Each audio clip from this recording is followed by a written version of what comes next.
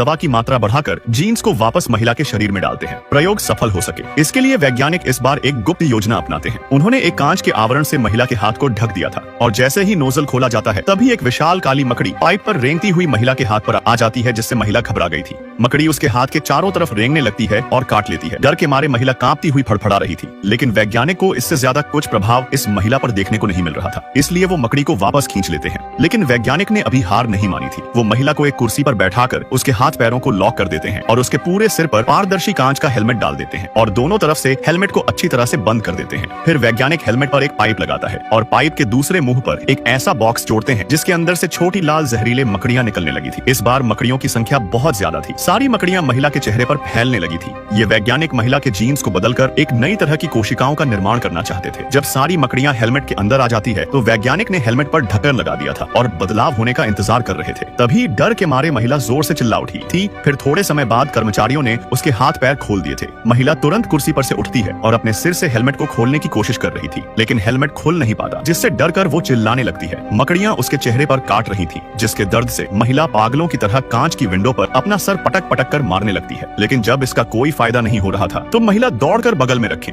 नुकीले लोहे के उपकरणों के पास जाती है और पूरी ताकत लगाकर उनमें अपना सिर मारने लगती है ताकि हेलमेट टूट सके। लेकिन हेलमेट बहुत ज्यादा मजबूत था, वो जितना चाहे जोर लगा ले, हेलमेट पर एक खरोंच तक नहीं आ रही थी। तभी अचानक महिला एकदम से शांत हो जाती है और अगले ही पल उसका चेहरा धीरे धीरे टेढ़ा मेढ़ा हो रहा था, जिसे देख वैज्ञानिक खुश होने लगे थे क्योंकि उनका प्रयोग सफल हो रहा था। देखते ही देखते महिला का चेहरा इतना ज्यादा बड़ा हो जाता है कि दबाव से हेलमेट ही टूट गया था। मकड़ियों ने महिला के जीन्स को बदलकर रख दिया था। तभी थोड़ी देर बाद महिला का चेहरा वापस से धीरे धीरे नॉर्मल होने लगता है। महिला के पास अब मकड़ियों की ताकत आ चुकी थी, जिससे अब वो मकड़ियों को कंट्रोल भी कर सकती थी।